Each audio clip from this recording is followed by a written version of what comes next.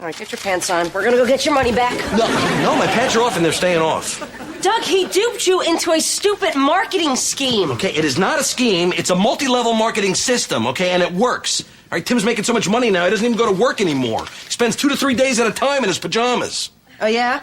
You know who else does that? The old and the mentally ill. Tell that club they're about to get a new member. I just wanted to let you know about my study group. Oh, don't be a fuddy-duddy. I'll be your study buddy. I'm about to embark on one of the great challenges of my scientific career. This work right here is going to change history. I think this is going to be our greatest mission. I don't have time to study. I'll never get into Stanford. I got big plans for you tonight. I got maps, I got charts. I'm going to see you through this because my credibility is on the line. It's at this point that you'll want to start taking notes. Welcome to the Sitcom Study, the podcast where we contemplate the TV shows we grew up with and search for the truth and wisdom within the tropes and cliches. And Amy, what's the trope we're talking about today? Well, Jay, there's a lot of fraud going on, and we're going to talk about it. Frauds, scams, all sorts of malfeasance. And Amy, we are not alone. Who have you brought with us from the outside world to discuss this with us? Well, today joining us, we've got some friends that I met at a work conference, weird enough. So we've got Garth and Josh joining us from the Fraud Complex podcast. Hello, guys. How's it going? So you guys have devoted your entire lives to fraud, right? You podcast about fraud. You eat, sleep, and breathe it. Tell us about your podcast. Well, I'd say one thing. Josh has dedicated his time in this podcast to learning about fraud for future use of those techniques to commit fraud. If only I were braver. I've learned so much about how to scam and otherwise, pull off heists and things. It's just pure cowardice preventing me from implementing these orders. There's a lot to learn, yeah. A lot of cowardice. But we established in our last episode that once you hit a certain age where you feel the consequences would not be there, like cocoon age, I guess, yes. I'm thinking. Uncle Leo age from Seinfeld, we call it. Uncle Leo age. Very nice. Uncle Leo age. Josh is going on a crime spree, using everything he's learned in the podcast. But no, thanks, Jay and Amy, for inviting us to your podcast, which I love. Got to know Amy at a work conference. We talked sitcoms, which I love. And this is our podcast is about fraud and unpacking wild true crime stories and really educating people about fraud and what you need to know and ask of yourself if you're involved in a series of schemes, potentially schemes that we'll talk about later on in these sitcoms. Did you guys, you've probably been over this on your podcast. Have you been the victim of a crime or of a scam like this? Is there something that made you go like this? I need to make sure this never happens to anyone. The thing is, I wouldn't have thought I had been, but then when I really got to thinking about it, because it would come up like, yeah, and probably all of us have been victims of some minor scam. Even I bought a backpack for my kid and it turned out to be one of these fake websites that stole our credit card numbers. Nothing dire happened, but yeah, no, I think most of us have fallen victim at some point. Yeah, and it's getting easier now too with artificial intelligence and just the sophistication. It's part of this is just to ask yourself questions, which a few of these characters that we'll talk about didn't ask themselves some obvious questions because they got rushed into things, and that's generally the way fraud happens. It's you're getting rushed, you're getting pressured, you don't think, and then all of a sudden, you're in that situation. The mere invention of email pretty much just skyrocketed the world of fraud and scams. It took a while for everybody to gradually come around to the Nigerian princes and all that stuff. But yeah, I feel like I have a few sort of like scam or fraud adjacent things that happened to me over the years that I'm gonna share as we go through these episodes. But Amy, why don't you tell us our lineup? What are the shows we watched? So we watched Seinfeld Season 3, Episode 2, The Truth, King of Queens Season 2, Episode 22, Soft Touch, and It's Always Sunny in Philadelphia, Season 9, Episode 4, Mac and Dennis Buy a Timeshare. Well, okay, should we start with Seinfeld then? Do you guys want to sort of break down what the crime at hand is in Seinfeld? In this case, it's a retroactive situation, right? We don't get to see this happening. We get it explained to us about what happened in the past. Yeah, so Elaine and Jerry were on their very first date, and Kramer comes running into the room and he's like, "Hey, Jerry, you got to donate to these Krakatoa victims." And trying to impress Elaine and trying to get Kramer out of the way, he just says, "Yeah, here, sure, here's $50." Yeah, that comes out eventually that was his motivation. So I want to ask the room this. Has anybody ever donated or done any sort of act of like philanthropy for romantic capital, for trying to impress a certain somebody on a date or something? Oh, every first date. If there's a panhandler, that's a golden opportunity. Oh, $5 bill, the best money ever spent. Pure altruism like a great in dude. her eyes. Yeah. But I will say, privately, I don't spend frequently on panhandlers. But when I do, I like to mentally collect all the times I didn't.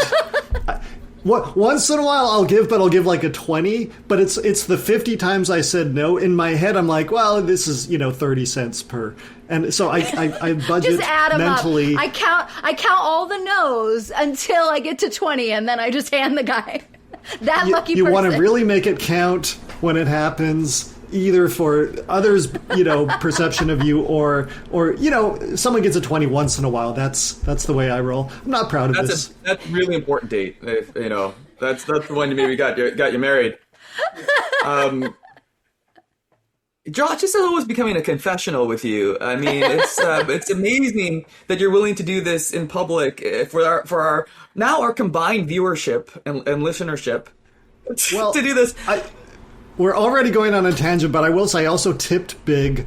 The first date I met my now wife, I tipped big, and the barista I feel like became my wingman. So there's plenty of opportunities where flashing a little cash will do the job. Service folks out there doing the hard job, wingmanning.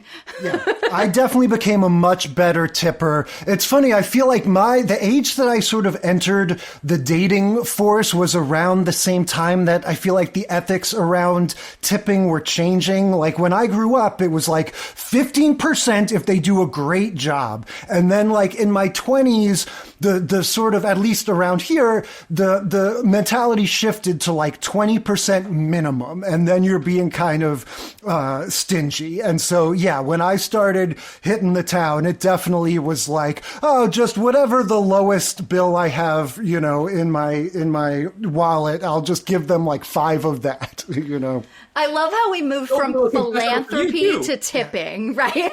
Yeah. Well, it's kind of the same. It's false, false generosity, basically. This all falls under the Seinfeld umbrella of, tipping. Yeah. This is part of his stand-up routine. Trying to impress. I mean, Josh, when you heard the poor Krakatoans,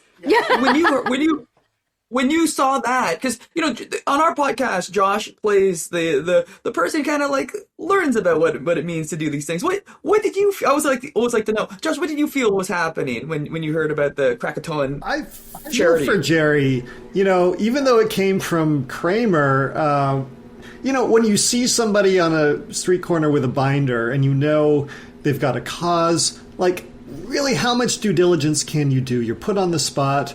Maybe you just want to, make the interaction go away by signing something. And yeah, I feel like Jerry got, hooked in. He was trying to impress Elaine. He made a donation. Then decade later, it came back and bit him in the butt. And then now he's facing this audit. So his lack of due diligence came back to haunt him. Well, so I did the due diligence for you guys and for Jerry that he didn't do because, it was like, when did this episode come out? 92 or something? He didn't have the internet yet. The most recent major eruption of Krakatoa was 1883. Okay. And then there were several minor eruptions and a new island formed in that area east of Java in Indonesia in 1927. But no major loss of property or life at that time. So the most recent real incident was 1883, and Jerry was donating to the victims of that incident in 1992. But so the real crux of this isn't the money he lost donating, it's the fact that now he's getting into tax trouble. So that's what I want to ask you guys. How real is this idea that you donate to some dumb charity and then that ends up coming to haunt you because of your taxes? Yeah, that does happen. I mean, you always want to check, is it a registered charity? Like getting a tip from Kramer, and then, we have to question Jerry's choices. And a lot of times he blames Kramer for some of these things. But why is he listening to Kramer about these things? Anyway, yeah, you always want to make sure when you're registering to a charity, there's usually a tax ID or something like that. Jerry just went, and again, also, I would say, like, thinking about what the charity is doing, I guess there was a lot of questions about Krakatoan's volcanic eruptions, and you might have said, what am I donating to here? When did this actually happen? Why did we know? Well, you just think Kramer's an eccentric guy, so of course his charities are going to be eccentric too, Sure. Well, so although since 1927 and since this episode aired, there has been more activity in Krakatoa. So if somebody approaches you now and says, "Hey, do you want to donate to the Krakatoan victims?" There was a major event in 2018 that caused a tsunami, so you could actually be helping people. Oh. I'm glad you clarified that, because I was ready to jump on anybody soliciting for the Krakatoans. How dare you! Did you guys take it that, like, he was getting audited because his taxes were sketchy in general, and this was one aspect that he couldn't corroborate? Or is all of this tax trouble stemming from this one donation to this one fake charity? Because wouldn't he have had to donate like a ton of money for that to really be an issue that his write-off didn't, like, check out? Yeah, I think that was a plot device there. It was a stretch! It seemed a little bit of a stretch. But the reality, the truth to the fraud, though, is what we talk about a lot on our podcast. Why, like, Jerry's a smart character on the show, even though you got to question his friendships with the other people. Yeah.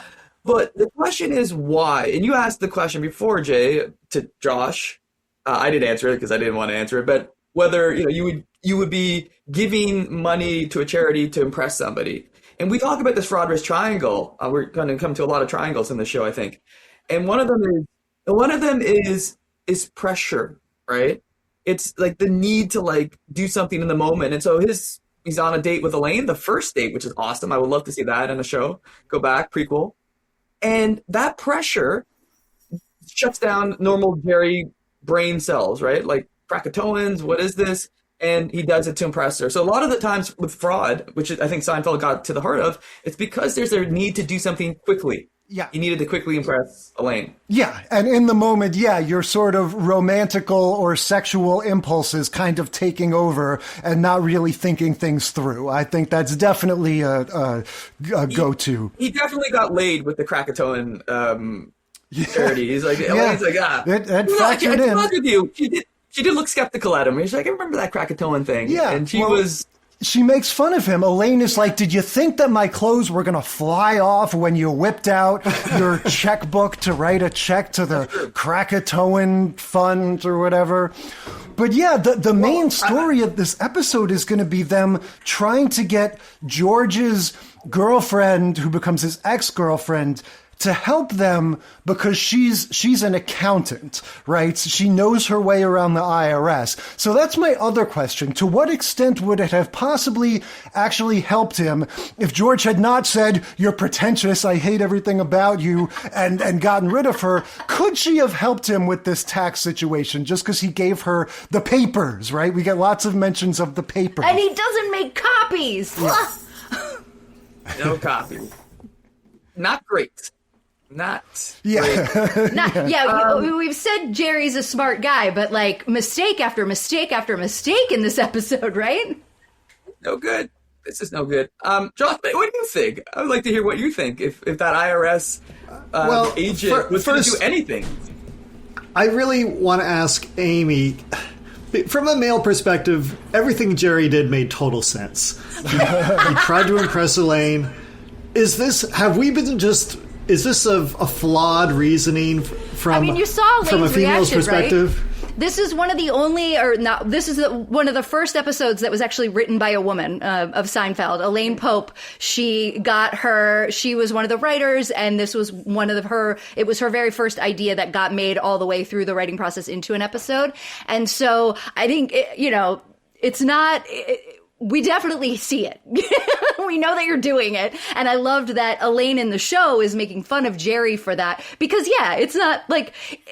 just like what you were saying, like, oh, I tip a little more, or I definitely am a little more open with the money. I try not to show up as cheap. Later on in this episode, George asks Elaine, what's wrong with me? Why wouldn't you date me? What's wrong with me? Tell me the truth. And she doesn't want to say cheap, but she's like, you're tight with money. Yeah.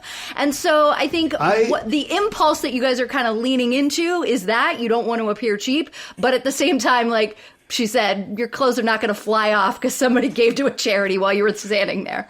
Well, thank you. I appreciate that insight. And that's fascinating that this was the first episode written by a woman writer on the show. Because, yeah, you definitely, Elaine's...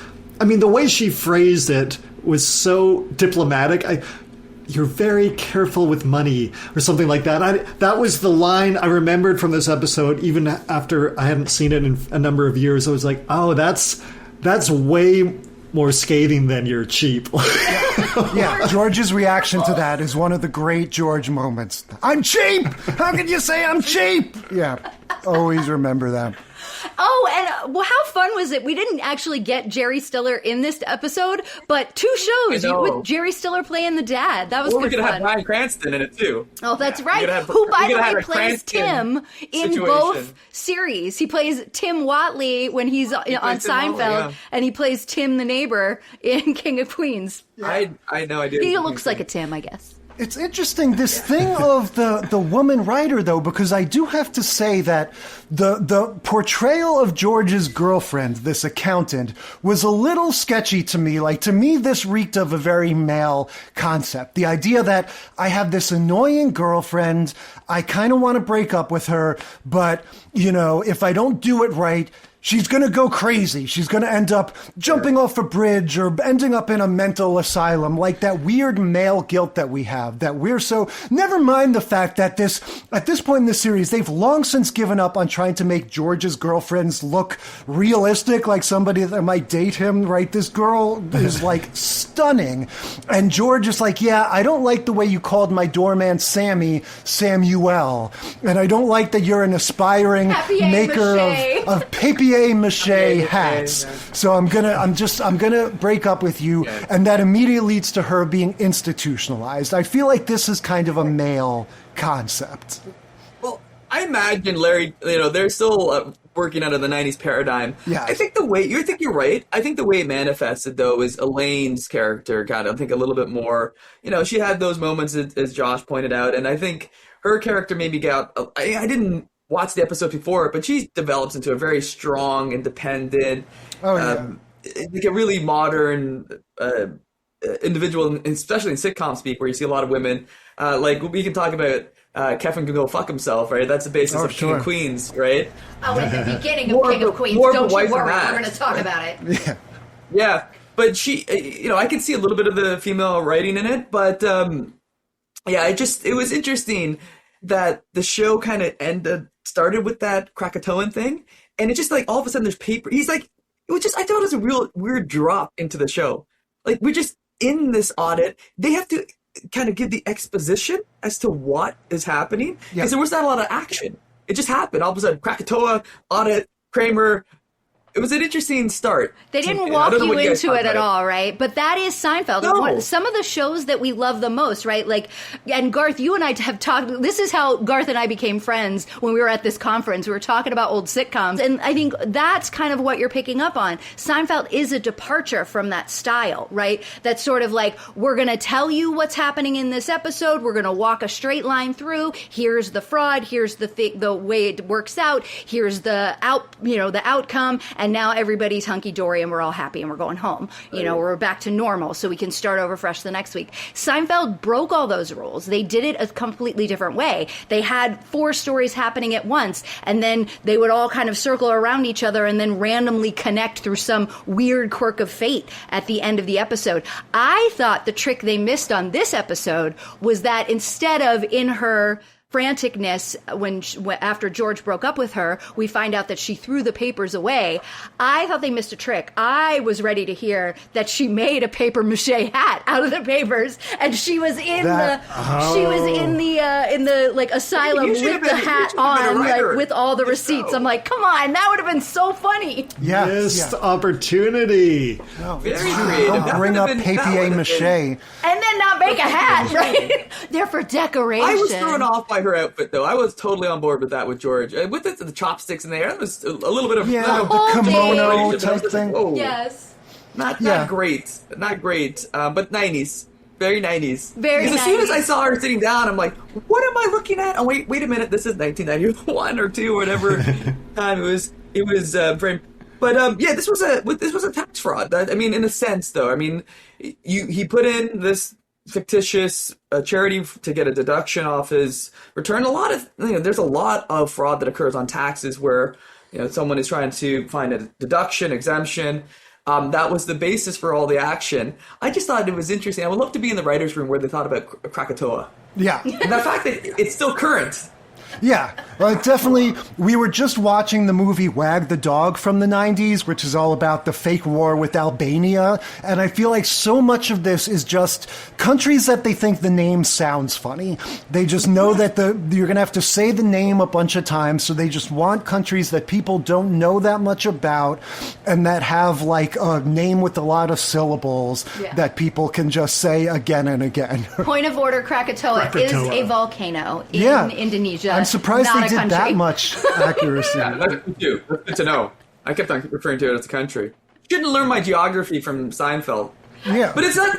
Well, Seinfeld got it wrong. They talked about it being west of Java, but it's actually east of Java. Oh, there you go. Look at you. You're all over the research. Look at female writer, west of... Oh, yeah. No, Josh, where's you know what? our show? IMDb, that little trivia section in IMDb, do there's a lot of it in there. People love to type. I just want to say, it's not the only fake charity scam in Seinfeld. Oh, well, Here's there's a the question Human for you. Fund. The Human Fund. Yeah, that's later, right? That's the one that George's like super jaded boss is just like, I don't know, they want me to donate money to something, and he just doesn't give a shit. And the guy's like, how about the Human Fund? The Human... That's very funny. It's like, what does it turn out to be? He just made it up. He's like, it's my bank account. People ask him, what is it? It's like the Human Fund to help people, I guess.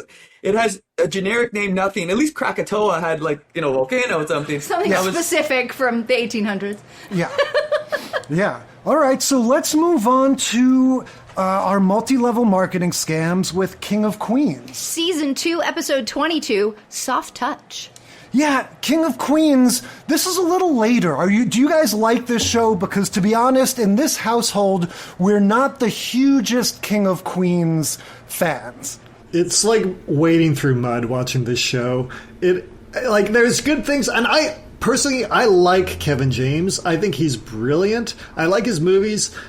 Somehow this show, I like the individuals. I like the actors. I think his wife is hilarious. And I like her as a performer, but there's just something about the dynamic of this. I'm just like, this feels so dated, and it's just doofus husband, and his wife is a little bit mean, and I don't know. It doesn't fully make me want to like binge it in the way that Seinfeld or Always Sunny always does. Yeah. Garth, any King of Queens takes? It has to be the right day for the King of Queens. It had to be like, my brain, I'm tired, I'm shut down. Give me a little Kevin James, Go into your man cave, spin up King of Queens. Yeah, a little bit of that. But it wasn't that day yesterday when I watched the 2 episodes, because I actually watched the one we're going to talk about, but also the one after. You guys seem to know the show since you have views on King of Queens. He is a royal idiot and jerk. No matter how mean. What's the wife's name? I forget the wife's name. Carrie is her name in the show. Leah Remini is the actress. Leah Remini. I remember her from Saved by the Bell. Here's the thing. Can we just pause for a second and say, isn't it wild to think at the height of this show's popularity, Leah Remini, right, the girlfriend that Zach met on their short little excursion to the beach, ended up being like the most prominent alumnus of Saved by the Bell. Like, she was the one that was really in the public eye when all the rest of them were kind of played out. Mario Lopez. Well, I don't know. She was on a network primetime show. I think you could make the case she was flying higher than even AC Slater himself. And trying to take down Scientology, too, right? Yeah. She's so well cast. Like, she's so good in this part. I don't love the dynamic. I don't find it enjoyable, but, like, she's the right choice. And no wonder this show went forever. Like, it's these tropes that people kind of understand, and it's not for me, but if you watch the challenge with King of Queens, and that's what I realized, if you watch back-to-back episodes, if you watch one episode, Kevin James is like this buffoon, like a honeymooners type of thing, right? Whatever. If you watch back-to-back, he is just the worst to this poor woman, and that's why there's another sitcom. You guys know about it. It's just. Why would she marry him? She's very good looking. She's trying to become a paralegal. This guy is a moron. Anyway, I'm getting all emotional here. I'm going to throw a desk up in the air. I don't know. You're just supposed to understand this trope that, like, oh, well, there was a guy and he was a fun guy in high school and stuff, so he got the pretty girl, and then, time went by or whatever. But yeah, it's insane. And it's interesting to think Leah Remini on Saved by the Bell, she was cast to be like the anti-Kelly, right? Kelly Kapowski was like the chipper California girl, and the whole thing was like, oh, she was the daughter of the guy who ran the club, and she was from New York. So she was tough and brassy, and she talked with the accent and stuff. And yeah, that alone established this personality for her that would just take her like smoothly into this character where she's meant to be this put upon wife that's always yelling at him. Well, and can we just start with the beginning where we have the 1-2 punch of women can't park, and then why do I have no food? When does my wife get back from the grocery store? Boom, boom. That's how the episode starts. The Flintstones? Oh my God. Yeah, the parallel parking thing was food. And did you see when they did the shot from above? It was a guy who was wearing the same shirt as Kevin James doing the actual driving of that car. They can't. Look, there's all kinds of insurance questions. You can't have a woman drive the car. Why would they have him wear the same shirt that Kevin James is wearing when he's supposed to be in the passenger seat? Yeah, that's wild. I did not notice that. So wait, she wasn't even. There was a stunt driver. Yes. Oh my goodness. Yes. There was a stunt driver that they had wearing Kevin James's costume. I was like, wait, this doesn't make any sense. I mean, it's 1999 or 2000. No, this aired in 2000. So they're not accounting for like us being able to see every little pixel, but still. But yeah, this is one that's going to take us through the whole story of the scam. So who wants to sort of break it down? What befalls Kevin James's character in this episode? Josh, you want to go through the fraud? Yeah, so he's first they get roped into dinner with their neighbors. And correct me if I'm wrong, I'm terrible at recapping, but and it seems like things are going so-so. Kevin James and his wife don't love these neighbors.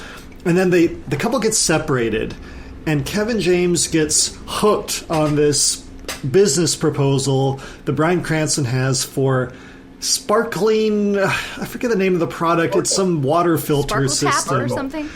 Sparkle Tap. Yeah, right. Yeah, Sparkle Tap. and he ends up signing up to be part of this pyramid scheme where he's not only going to sell these water filters, but he's going to sell the license to That's where the real money is. Filters. Yeah. And then his wife is mad at him. James is very proud. He tries to sell these things. He can't do it. And he eventually, he ruins his life. And he spent $1,000 on these things. She wants him to get his money back. He refuses. He's very manly, stubborn. He tries to rope his cousin into buying one of these things. And he's mad for being used. And he ends up, he threw the money away, and he really got taken by this scam. Yeah, and he's all in hook, line, and sinker this whole time. He's like, you just don't understand the multi-level marketing system that is this Sparkle Tap industry, And what I love, the funniest part about this to me was that the way they get right this sales pitch thing that you always, and those people you mentioned that are on the streets with their clipboards in the city, they're masters at this. You always have to start with this simple question that only has one possible answer. So in this case, every time you're trying to sell somebody on this, you always go, let me ask you, how do you feel about water? Do you have any interest in water? And so, only a lunatic would say, no, I don't like water. And that's always what gets them going. Yeah, the real, we can relate it back to the truth. What is Bryan Cranston, who's awesome? He's awesome in everything he does. He's back in Malcolm in the Middle. He's showing up on King of Queens. He's Walter White, whatever. He's just amazing. What is the relationship between the truth and this episode of King of Queens is that Bryan Cranston's character, what is his name? Sardasky? He's Tim something or other. Yeah, he's Tim Watley in the other one. And in this one, he just plays Tim when he's a, he's when he's a Tim guest star in a sitcom. too. He's just Tim. Yeah. And he shows up, thing. Bryan Cranston shows up in episode 22, season 1, season 2, and season 3. He's also in one other episode. Well, and we see the King way of he Queens. skips town at the end of this one. Yeah, which is, when he comes back in season 3, they make no mention of the fact that this scam has happened in the past. It's just like, oh, that's okay, just Saved by the Bell, and we don't know what happened last week. We're going in a completely different direction. So no mention of the scam in season 3 when he comes back. But yeah, up until now, he's just been the annoying neighbor. The last time we saw them in season 1, episode 22, they were getting a divorce, and Doug and Carrie were going to take a week at their timeshare. So this guy's involved in all sorts of scams. Oh, wow, the timeshare thing. Because Doug and Carrie go and stay at their timeshare because their neighbor couple, they're not going to use it that year because they're getting a divorce. And so then we find out in this episode that they've patched their marriage up. We get a kind of a gross makeout scene between the two of them. And then we go and we get them getting back together and everything's fine, and then they do the separation of the couples so they can convince Kevin James's character that he needs to get the licenses and be part of the marketing scheme. And at first, I don't think he was bought in, right? At first he was kind of this is really good for you. I'm happy for you. No, well, Bryan Cranston manipulates him, and it's so funny to see the difference between sitcom, broad Bryan Cranston acting manipulative versus in Breaking Bad, the nuanced, intricate sort of character manipulation that he does. In this, he's just boo-hoo, you don't like me. And that's how he gets Doug to sign on. The grown man weeping. There's still a darkness to him. Yeah. There's still a darkness to Bryan. Sure. Now, everything I reframed with Walter White. And I don't know if I why is Bryan Cranston must have been really struggling to be on King of Queens this many times. But maybe that he was doing a bunch of sitcoms back then. Just floating around. Yeah. He was floating around. What year did Breaking Bad start? The thing he does really well in that scene, which I think extends to Fraud, is he does the things that you need to do to shut off the questioning mind. Because Kevin James asks more questions than maybe Seinfeld asked of the Krakatoa charity. Yeah. He's water. He's skeptical of the water. But what he's doing is a pressure campaign, right? To shut down either other questions or get emotionally connected to him. So that you're just the pressure and then the rationalization. Because that's what you're trying to do. You're trying to create pressure so that the person can rationalize, oh, you know what, this is better tasting water, and this is a really good way to make money.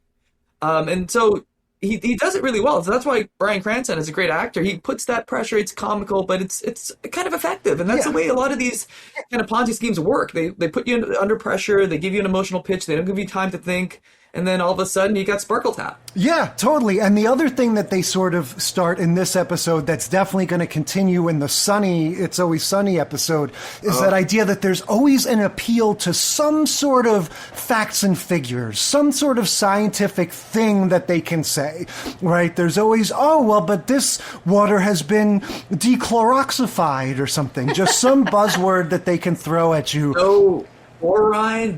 Yeah, exactly. And so the next scene when he's doing like the blind taste test with his wife with the 2 glasses of water, and he's doing the same thing that Dee is trying to do to Charlie in It's Always Sunny, going, can't you tell the difference? This water hasn't been debroninized or whatever it is. There's always that little bit of knowledge that does not check out at all, but it's something to sort of latch onto.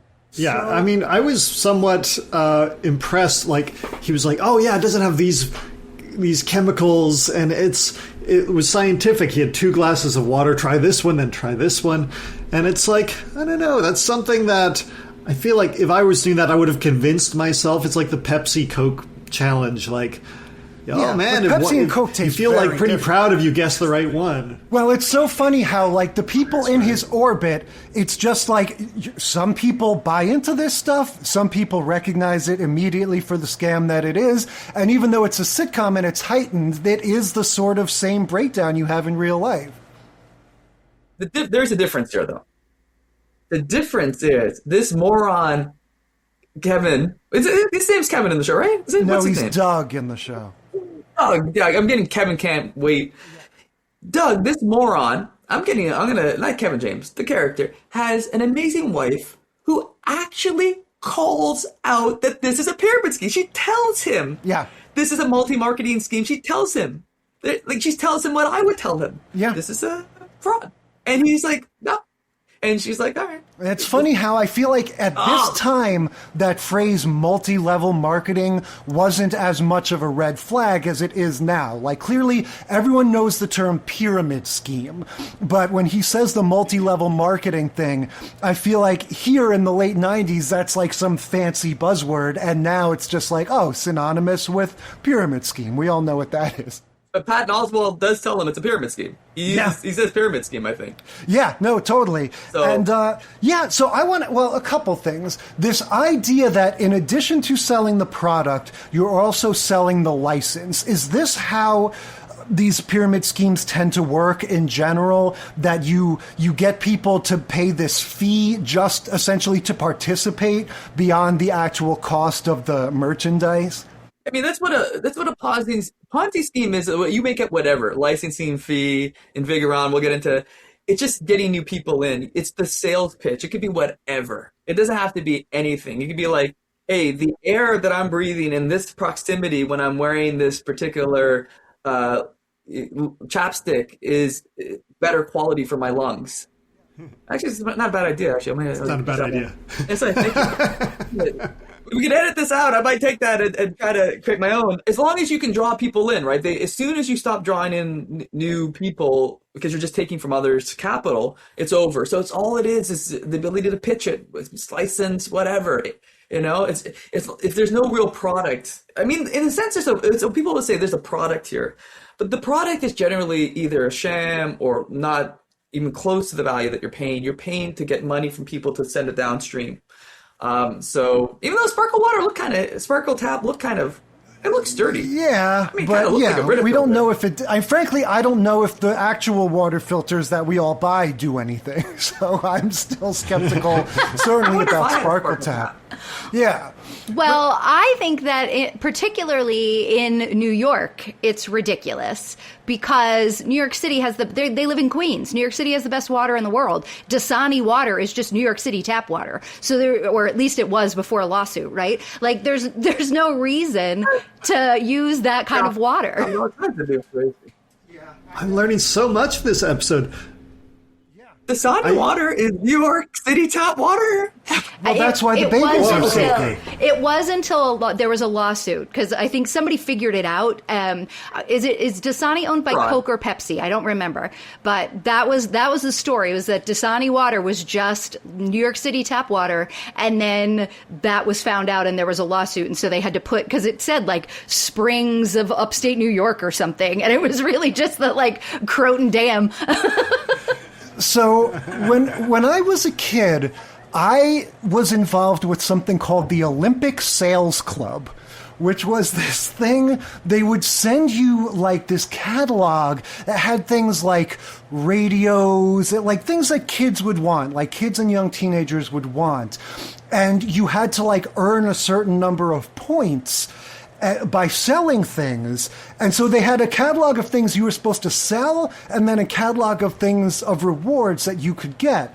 And I would go around door to door in my neighborhood, and I was a very shy kid, but I would go around and ask people to buy things from the Olympic Sales Club. And they were so confused because they would ask me, like, what is this? Like, is this for the Boy Scouts? Is this for your school or your soccer team? And I would say, it's the Olympic Sales Club. And they had no idea what that was. So I don't think that was exactly a pyramid scheme. It was sort of like a two-step pyramid scheme. Like, there was something sketchy going on where some company was like, let's get little kids to sell this stuff by mail instead of just selling it in a store. I don't know. What do you make of that? Brilliant, first of all. Like, it's brilliant. Getting a little kid, like, who can say no to a little kid? Like, I want to buy those magazine A lot of people did say no. Girl Guide cookies. Well, Olympic sales, it's so generic. It just doesn't mean anything, but it sounds somewhat reputable. I see this for you, Josh. I see combining your age when you feel like you're risk-free from criminal pursuit, and then recruiting kids. Combining these two things. Let the children do the crime. That's my motto.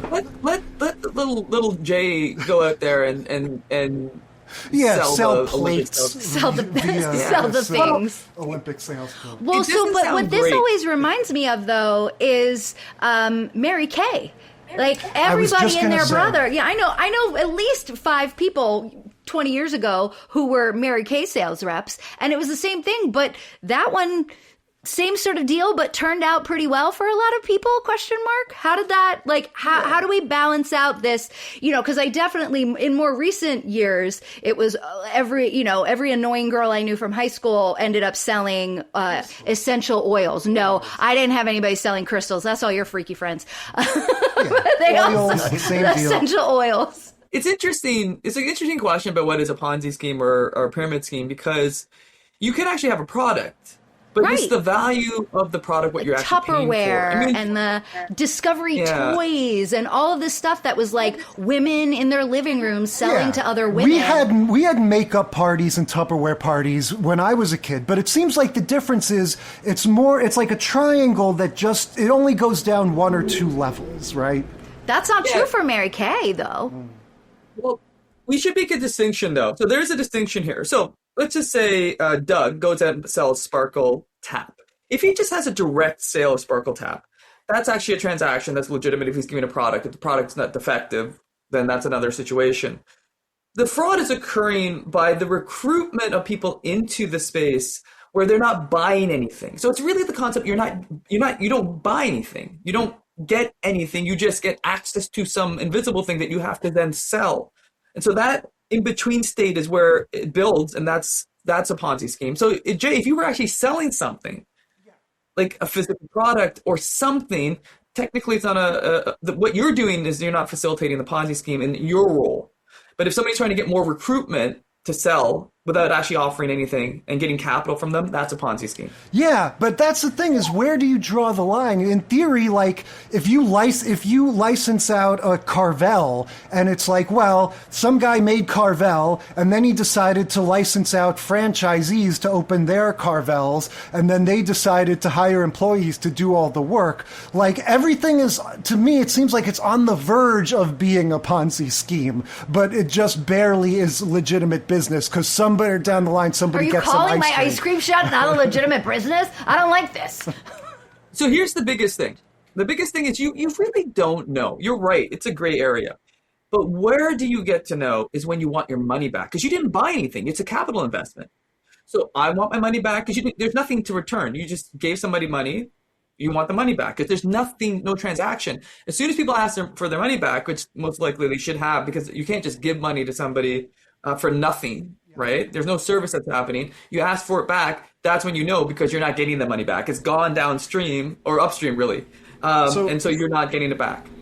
I have a question about like one of the more infamous Ponzi schemes, which was the Bernie Madoff, investment scheme.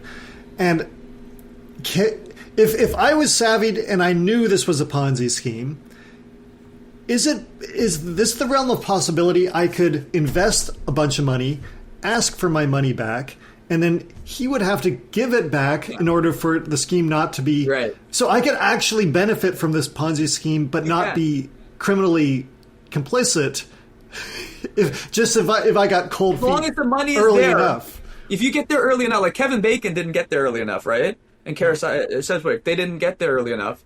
If you can get your money back, because he's been giving you an amazing return on investment. Yeah. You had to get, you have to be able to see that it's a pyramid scheme though, and grab it before the whole, because usually pyramid schemes just collapse, like boom. Yeah. It just like, before collapse. It just explodes into pieces. And so, is this another thing?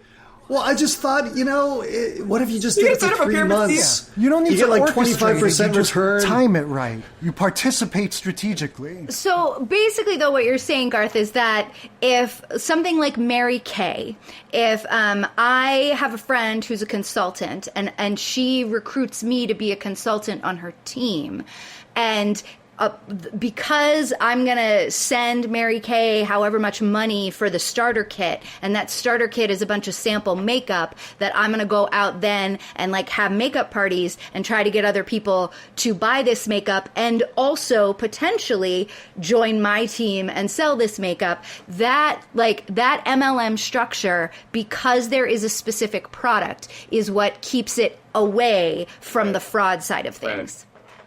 Right, and no one's going to bring any complaints to Mary Kay because they've gotten something, and unless they feel like the value of what they got to what they're being asked to do is not there, they could launch a lawsuit. But most likely it's going to be hard because they did get a product, they can get their money. They've gotten something for the money. You can overpay for stuff. It's when I remember America is an example, but I'll wait on that. I had an example of trying to get recruited into but then like you were saying, if you get in early enough and say, you know what, I'm out, like if you could potentially get out, like earn the money and then get out, that's kind of what happens, well, sort of, in Always Sunny, right? Because Dee comes back and is like, I'm out, this is a scheme. Roddy Ryder Piper. But that's the thing that they start to get into with It's Always Sunny, is having the exit policy be built into the scam, right? Oh, of course you can cancel. Just pay the one-time cancellation fee of $700 or whatever. And then it's like, you think you got away with something and you still have that $700 less than when you started.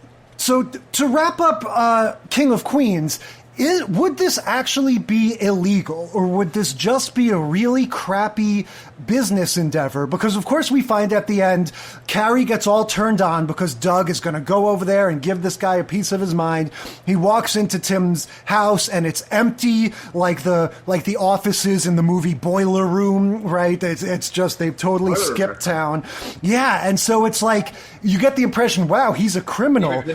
But could that have just been, like we're sort of saying, like a crappy product and a sort of predatory business structure that didn't actually break a law?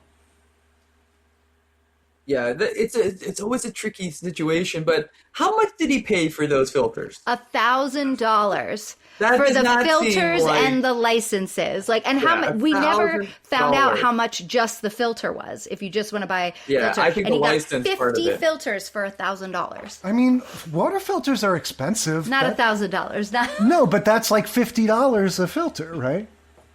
Your math ain't Yeah. Doug would want his money back for at least part of it, and that's generally another side of a pyramid scheme. There was a faulty. It seems like the product wasn't very good. Like one broke, and then one that started turning the water black after a while. Yeah. Oh yeah, that's Yeah. true. Yeah. Yeah. Like, so what would happen is a whole bunch of people under the Sparkle tap would be like, you know what? I'm not selling this anymore. There'd be some return of capital because they bought a bunch of things and it's not at the value of what they paid for. And there'd be no recourse for them because, in this case, Bryan Cranston has left to New Mexico to start a meth empire. Yeah, That's what's happening. true. These are two universes that are related. Or he's It's the pieced same out. I person. think I'm at this beginning to point in wonder. time, he's piecing out to go to Malcolm in the Middle because that came first. Yeah.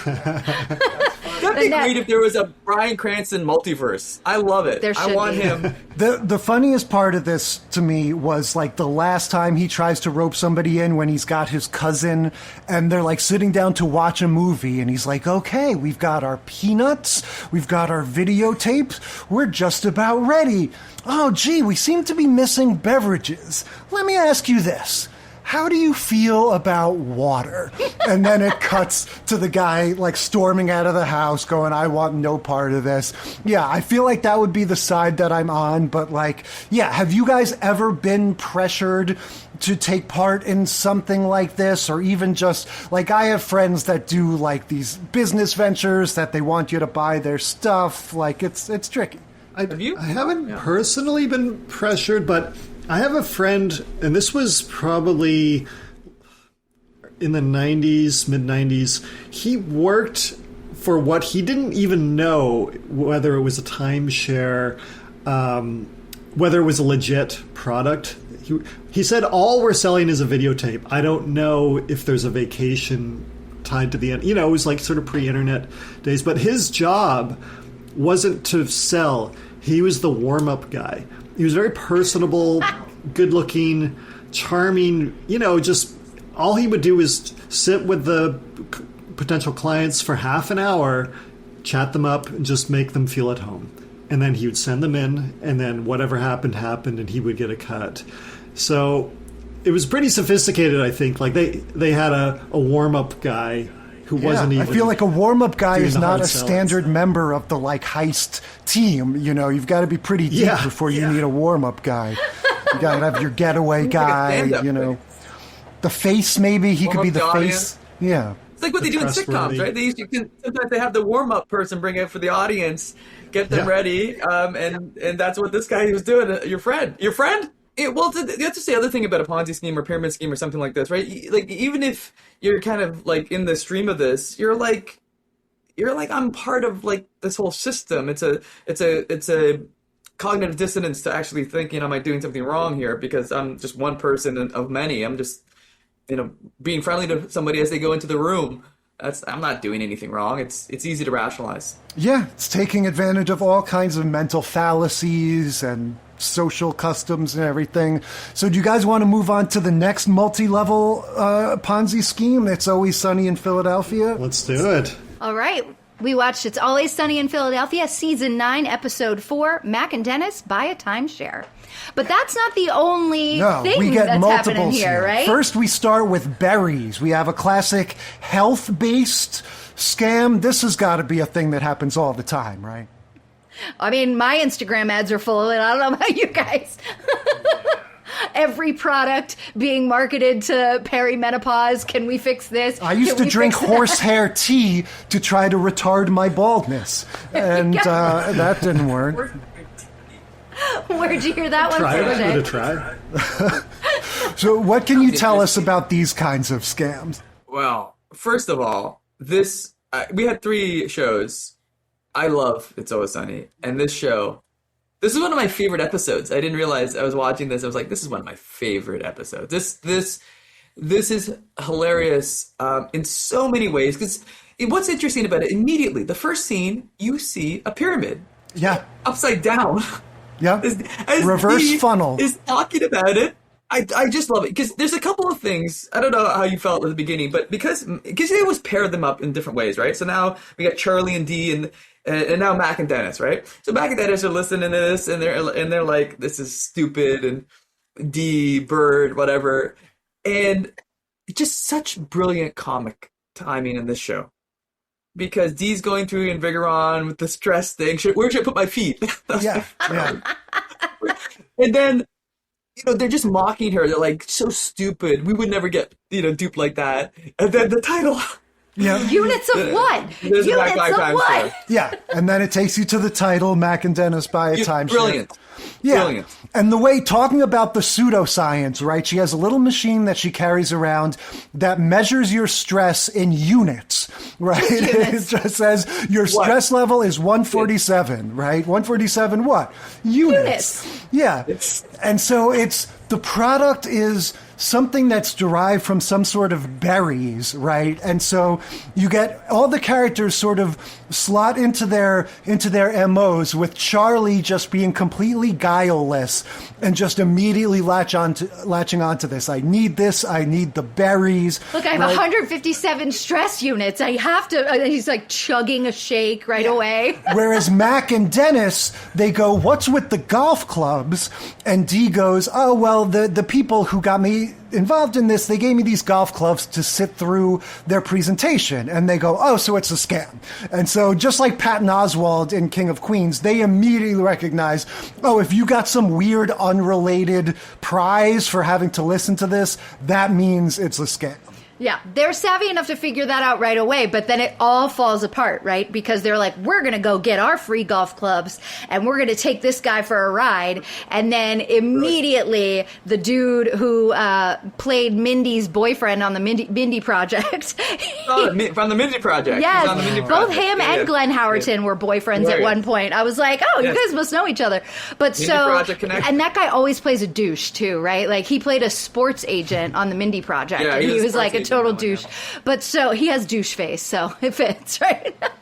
But so he goes, but he's like, oh, I see you guys. You guys are too smart for these schemes. I'm sure I can't convince you to sell this stuff, but you guys work pretty hard. I can tell you're heavy rollers He goes, here. I get it. I love the way this actor plays it. The challenge that he accepts when these two walk in being so confident. And he goes, oh, yeah, sure, I get it. I'm with you guys. You're obviously men of leisure, right? You don't have any time for this. And it just, the way he appeals to that flattery, that just the notion of being called men of leisure intoxicates them to the point that they let their guards down. Particularly Dennis, right? Because he, quintessential narcissist, is like, did someone just flatter me?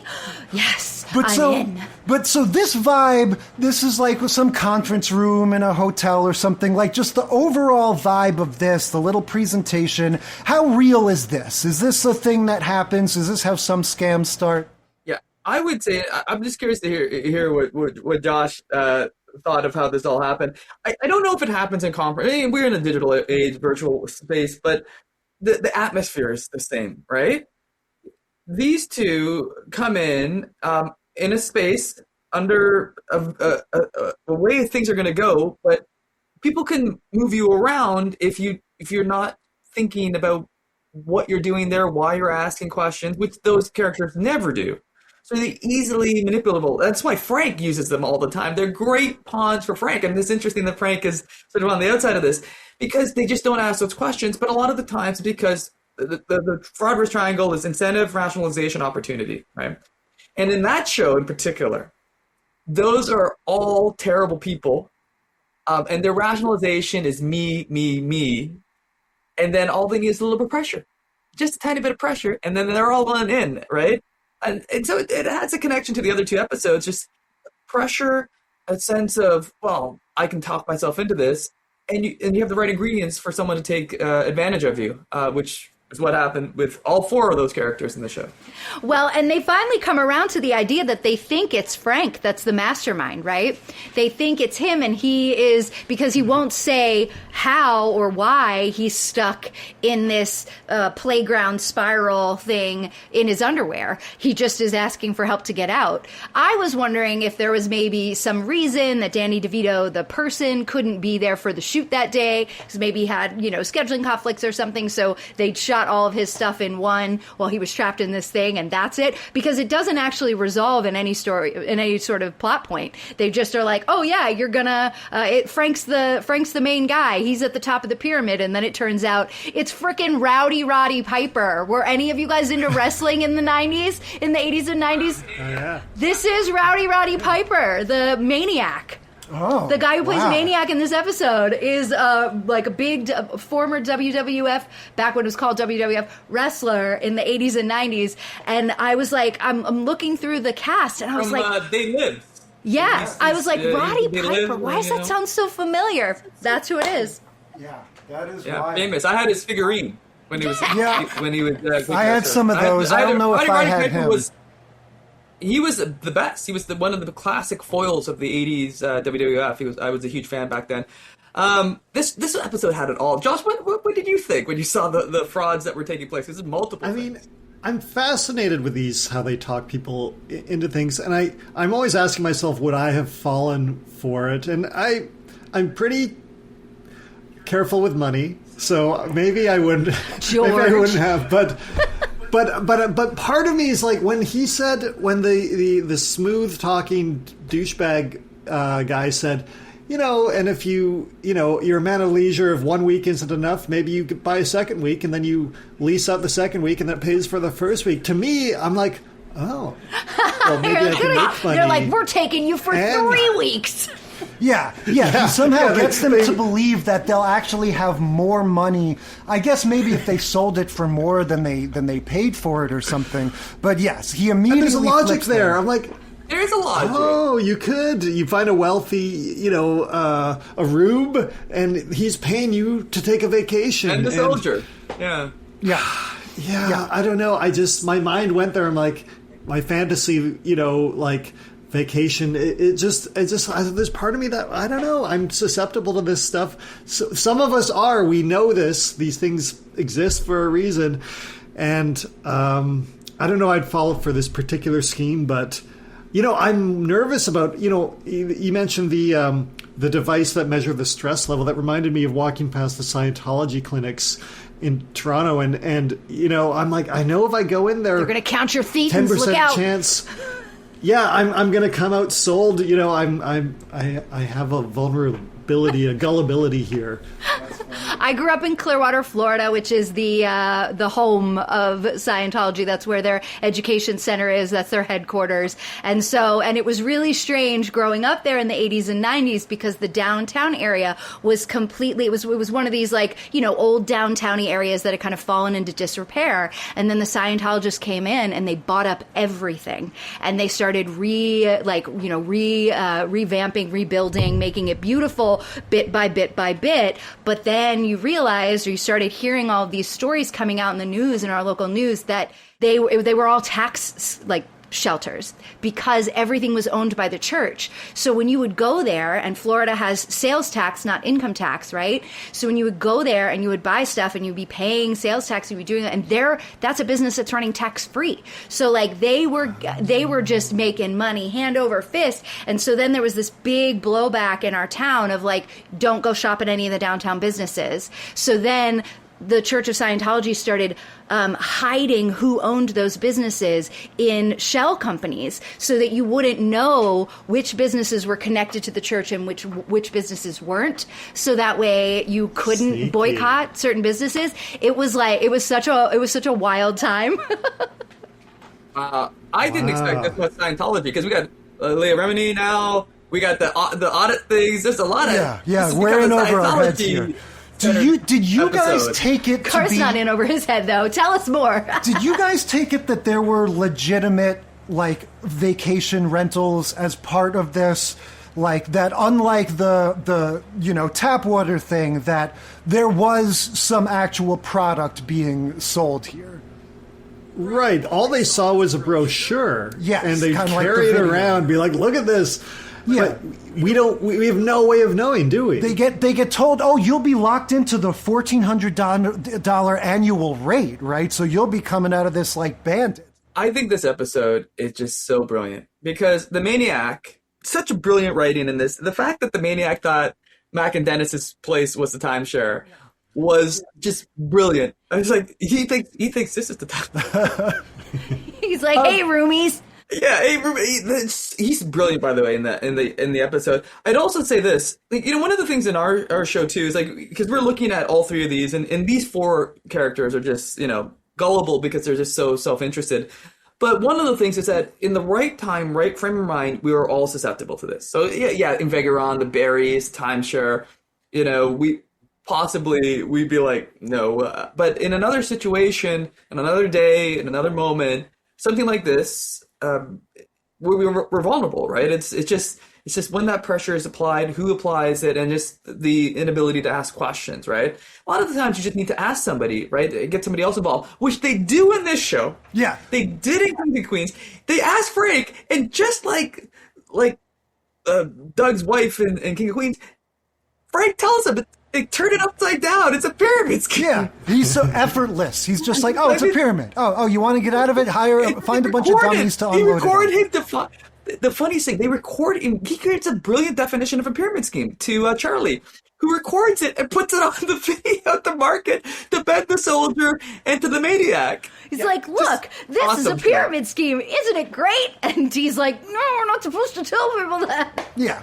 So talking about getting sold on things, when I was a kid, my family went into one of these. I don't know if it was a timeshare. You've been to a timeshare presentation? I don't know if it would be considered a timeshare, but we went. I was like 10, 12 years old. My family went to this thing. I don't remember what the prize was, but it was like, if you sit through this presentation, you're going to get... I wish I could remember what it was, but it was something that like 12, 13-year-old me...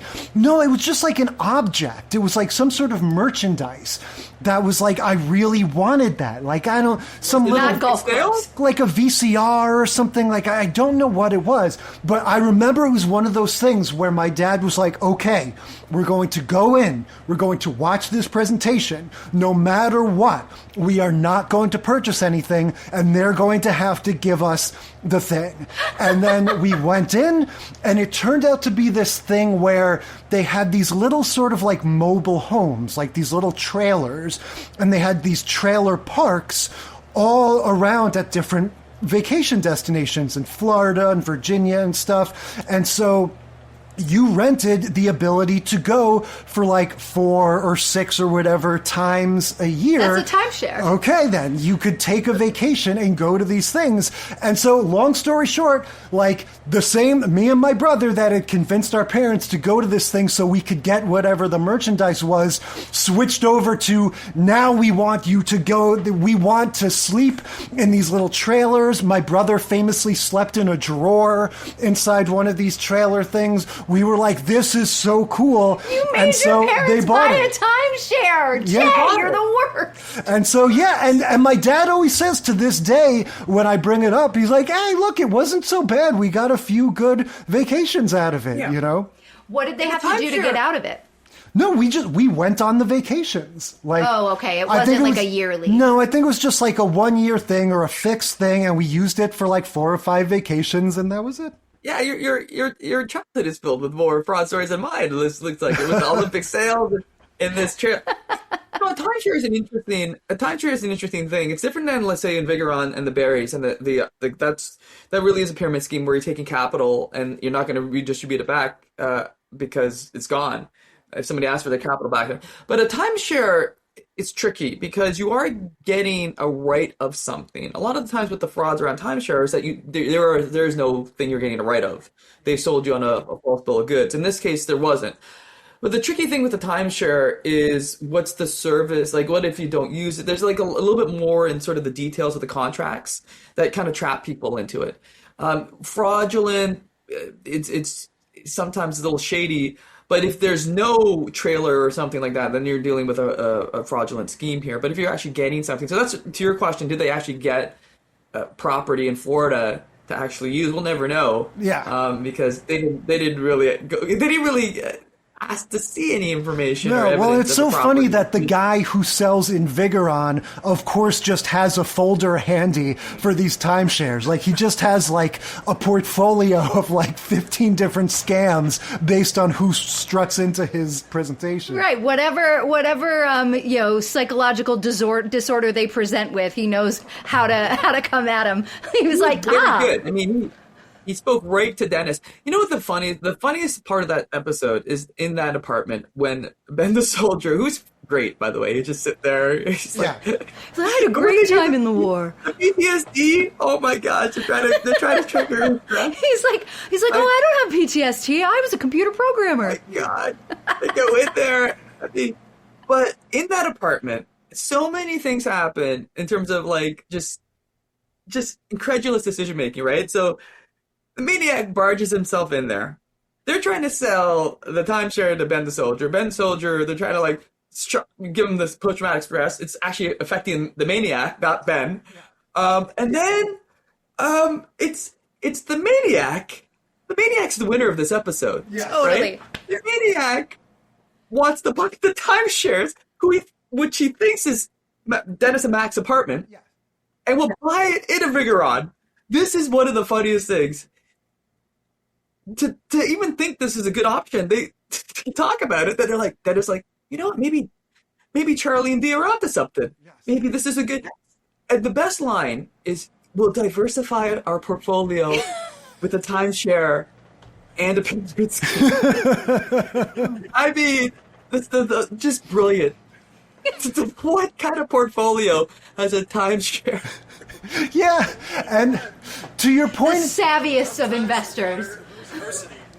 The way these characters interact, it's funny how, like, they're so selfish, they're so dumb, but they weirdly have faith in each other. Where, like, when one of them will suggest something, they're able to, these weird plans of theirs escalate so quickly because they're able to infect each other with their enthusiasm. So, like, as soon as Dennis says, like, oh, we'll make 3 times as much money if we buy 3 timeshares, or, oh, the only way to do this is to get involved with both scams or whatever, Mac will just immediately jump on it. And the same, it's just like throwing kindling on the fire as soon as they start, like, they get on the same dumb wavelength as each other, you know? Yeah.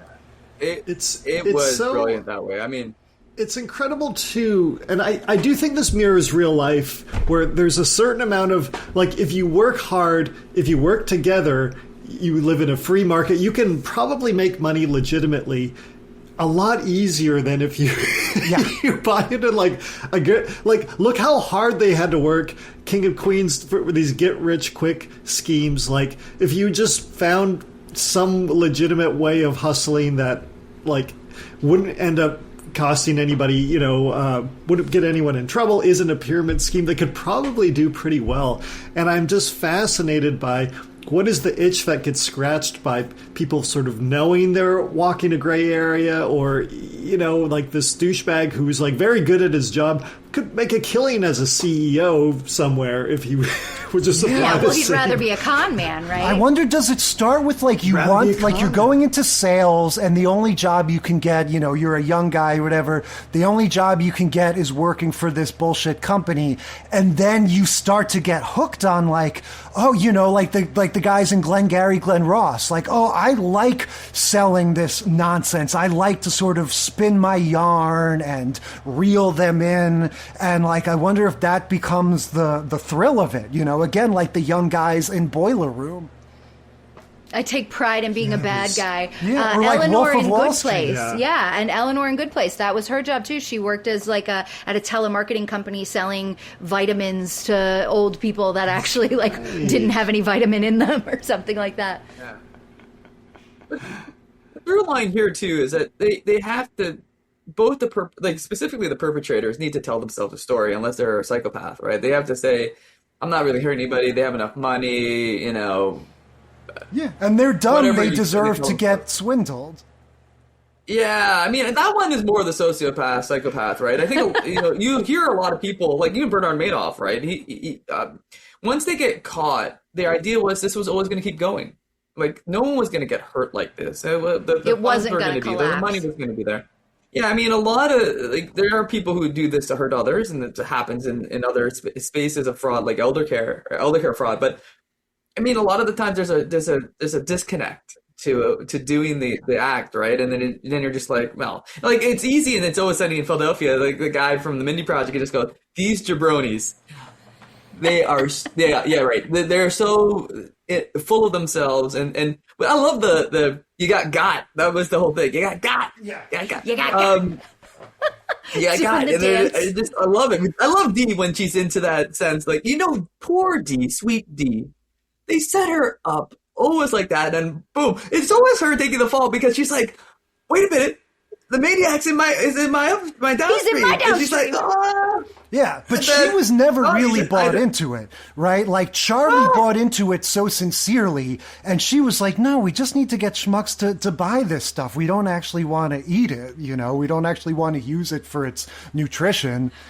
Yeah, Charlie would be the He's better so sweet. salesman, right? He's Because innocent. he'd be like, no, it really is helping me. Yeah, and then you have some people like Doug who just really believe that Doug and his father-in-law that really believe that what they're doing is quality stuff.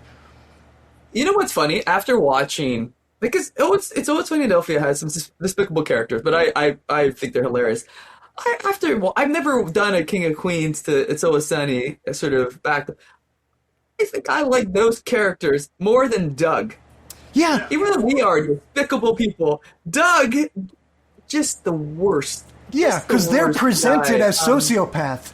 Doug is presented as, this typical guy who's just a little stupid, but don't we all love him? And then, you come to realize he actually is kind of toxic. And if you want a real example of that, just watch a little bit of According to Jim, right? He's the one that really takes it to the next level. Courtney Thorne Billy Smith Street, yeah. plays his wife. Yeah, I think that might I be had a the crush on worst Courtney case of that Thorne we Smith. ever saw. I watched that show for Courtney Thorne Smith, but yeah, it's awful. It's awful. You know what's funny, Josh, when you mentioned the amount of work, that video that Dee and they put together, I love when they do one of those videos because they're great. They're awesome. Yeah. They just crashing a bunch of things together. That The early thunder. 2000s aesthetic with the clouds and the rainbows and stuff. I feel like Barney from How I Met Your Mother and these guys on It's Always Sunny in Philadelphia were great with their little PowerPointy videos and stuff like that. So what do we think of these guys? We've seen over 3 sitcoms, we've seen like 4 or 5 different scams. You have any takes in terms of like which ones of these scams were the most realistic, or which sitcoms sort of portrayed them in a way that was more credible or more ridiculous? Any sort of thoughts? I feel like the King of Queens, the water filter thing seemed like, it's a pyramid scheme, and he lost $1,000. Wasn't the end of his life. I don't know why his neighbor had to lose his house for it. I feel like he was involved in many different We were schemes. catching him, on the tail end of a scam bender. Yep. I think so. Yeah, Well, and the other thing about King of Queens is that I don't think that our Doug, Kevin James, was truly bought into the scam. I think what we have here is one of these instances where he didn't want to be wrong again in front of Carrie. And so he went real hard into exactly like, I spent this money and I'm going to make it work. Meh. Instead of just being like, I need to go get my money back right away. And I think that's what's kind of like disappointing about it, right? Yeah. I feel like his pathology, his inability to recognize his wife being correct is so deep in his bones that there is no separating that from his actual opinion of just like, he doesn't even realize that that's what's motivating him. That he's getting to stubborn. dig deeper. Exactly. Yeah. Instead of, and then her dad does the same thing, right? He's like, I'm savvy. You stay out of this. Yeah. I feel like all three have, some elements of what actually exists in these frauds, which is like a little bit of pressure, a little bit of, manipulation, social proof, people getting, wanting to impress or at least tell themselves a story of how smart they are, and then realizing they got caught up in something.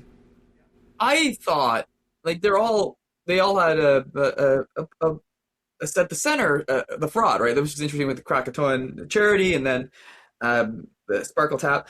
If you ask me, I thought the Sunny one is the one that actually Frank describes the pyramid scheme perfectly. They show actually how it actually operates. And it also shows how people rationalize their choices really well. Even though those characters are you probably have some distance to being relatable to those characters, I would hope. I would hope. Even though, we all have those moments where we want to, do something a little stupid. But I thought that episode captured a lot of the ethos of how frauds work, which is the frauder's triangle. You get somebody energized, you get them in the right moment. You get them, in this case, they speak to their ego, but it doesn't have to be ego. It can speak to a vulnerability, a need for money, a moment in time, an emotional difficulty, and you get an email, you get a call, you meet a person at the time where you just can't ask yourself those questions about, is this, because I think all three of them were interesting enough frauds that were brought to their attention by each other, right? So in the first episode, it was Kramer. In Brian, we'll say he's a neighbor, right? Whatever his name is, Tim. He's a neighbor. He's somebody they knew. And in this case, Dee brings it to everybody. So there's that also that affinity, that collectiveness that somebody could bring something to you. Might not always be something that's fraudulent, but it's the breakdown of your thought process. So yeah, I choose It's Always Sunny also because I thought that episode was hilarious. Yes, very, very funny. I think I'm on the same page as you, Garth, because not only did we get to see the pyramid scheme, but we also got to see the timeshare. We got to see how they both sort of, like you were explaining to us earlier, they flirt on that line between, is it actually fraudulent or is it, just legal enough to get by, and just kind of taking advantage of people in some way, even if they do end up getting a vacation at a little RV in Florida, apparently, Jay and his family. Worth every penny. Yeah, every hour I spent for the Olympic Sales Club, every vacation to those where your brother got to sleep in a drawer. Yeah, money and time well spent. I thought it was a boyhood dream of a lot of kids. It was mine too to have an RV and be in an RV. I also wanted that. It's kind of the best of both worlds. I also wanted to be like, an RV was the dream when I was a kid. So I'm with you, Jay, on that. Yeah. I don't know how much it set my family back, but we have fond memories of that. Yeah. No, I think I would call that a fraud. That's a timeshare that had value, but what happened on It's Always Sunny is different. And I know we're going to wrap up soon, but I just want to say, for those that really hate, I don't hate King of Queens. There's a value to it, but his character, watching back to back, I didn't mention, and I'm sure you guys have watched it. Maybe you've watched it too. Kevin Can Go Fuck Himself. That was a real great show from the actress in Schitt's Creek that captured that sort of male moron and why this perfectly normal. Yeah, and really formally interesting. It had the scenes. They flip it. Did you see it? Oh, yeah. We watched the first season. We never caught up with the second season. But yeah, it's every time Kevin, the man, is present, it's shot like a multi-camera sitcom. And then every time she's by herself, it goes into a normal, cinematic, almost mise en scène, if you will. It's like gritty, grainy, bluey, like more blue tones, drab. And the flip is that in off the sitcom, everything he does in that other way of framing it is extremely disturbing. Yeah, because there's no laugh track. Yeah, it's just her saying basically the same thing he would have said in the sitcom. And I watched all 3 seasons. It gets very, very dark. But really a brilliant send up of that, because that male trope. And again, I don't watch these things for. It's not like it's a War and Peace and I'm watching, King of Queens for. I'm not like, I don't go tell people. Listen, I'm newly single. I'm not gonna, what do you do for interests? In a date, I watch King of Queens. I watch white comedians. Try to find the best King of Queens quote to put on. I mixed in according to Jim. According to Jim, yeah. Everybody loves Raymond. They're all the Harpy wife. this is how my intellectual capital gets stimulated, is by these shows. And this is probably That's why I've you been on have a to second tip date. big and also hand money to panhandlers. I did think That's right. when More Buddy the Panhandlers. when I've King learned of- so much in this episode. Make up for the talking about King of Queens on their first date. I did have the note when King of Queens started that, especially watching it right after Seinfeld, which is just sort of like a higher quality sitcom in general, like the King of Queens just had that thing of anytime anybody said anything, the laughter kicks in. And it starts to almost be like a Nickelodeon show or something, where it's like they're just constantly having that laughter and the jokes are not that funny. Like, they're not even really jokes. He'll just be like, oh, I don't know, I'm dumber. Like, you know, he'll say something that implies like, oh, he didn't feel like making an effort or so, like something lazy, and the audience laughs. And it's like, yeah, this is like, that's why we needed that Kevin Can Fuck Himself to sort of like call that out, because the sitcoms in the 90s were getting kind of rancid with that. Just like, oh, I'll say something vaguely disrespectful and that will be considered a joke. It only took 25 to 30 years to call it out. Yeah.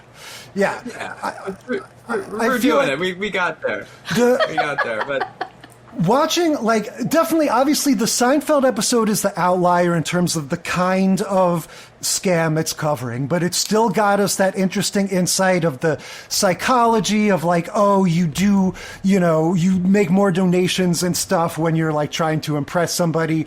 But yeah, the way that these last two like both took you step by step through the process of falling prey to a fraud. And we always like to track the tropes and the way the sitcoms sort of evolve.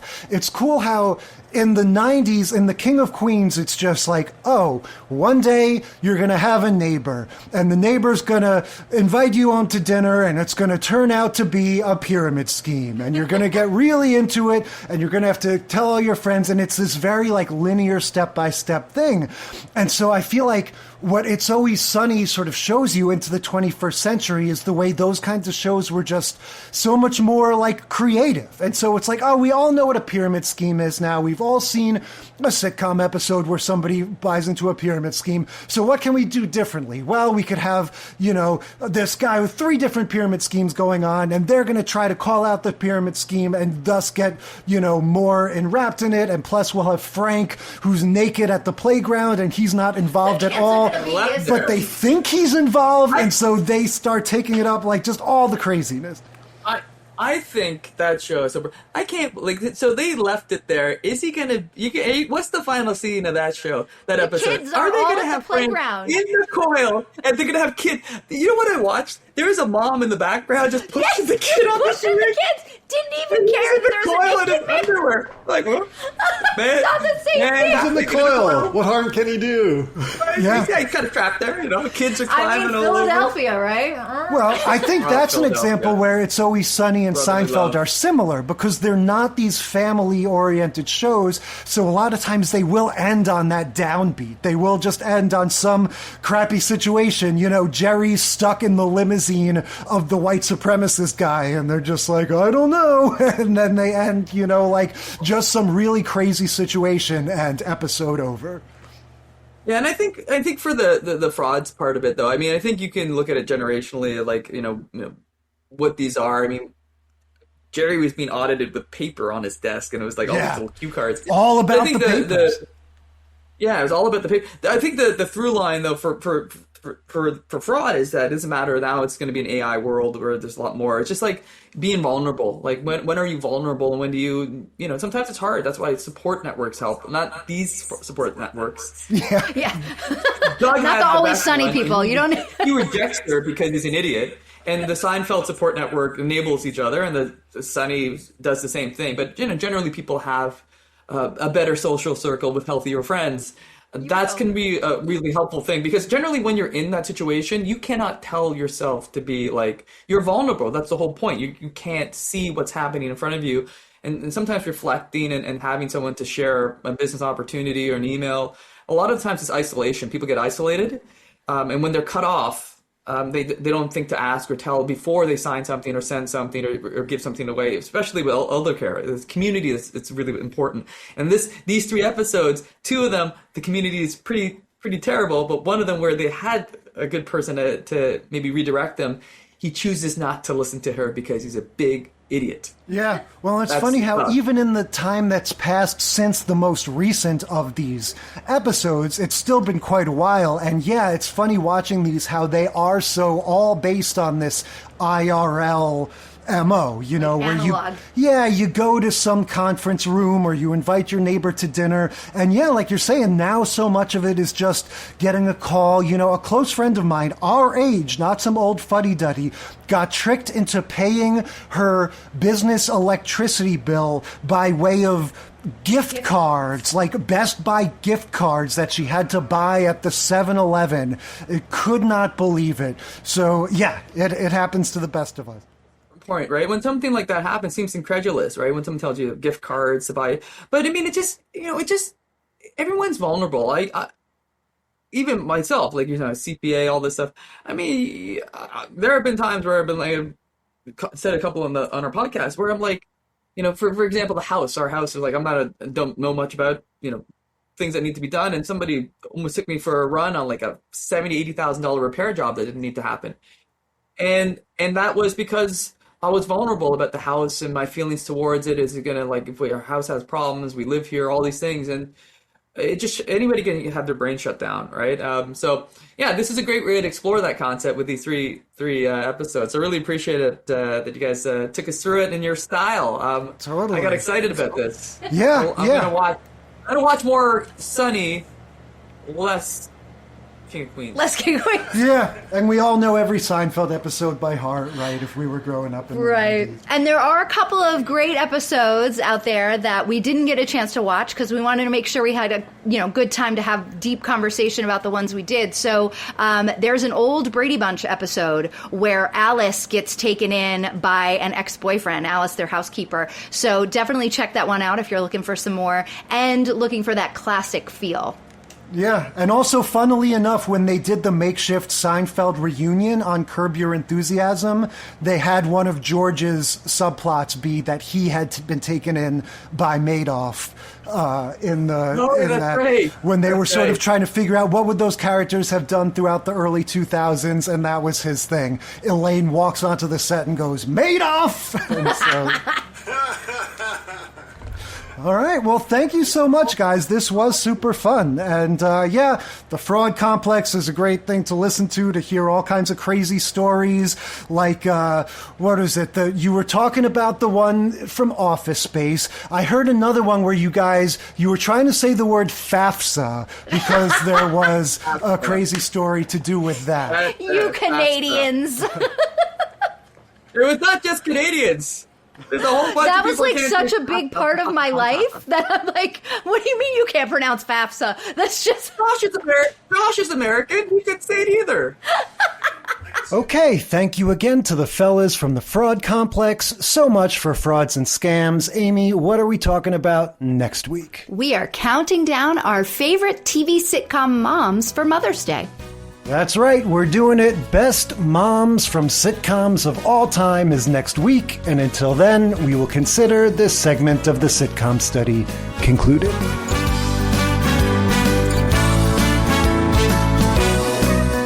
Thank you for listening to the Sitcom Study. Tell us what you think or share your own TV tropes and topic ideas by sending a self-addressed stamped email to sitcomstudypodcast@gmail.com or find us on Facebook or Instagram.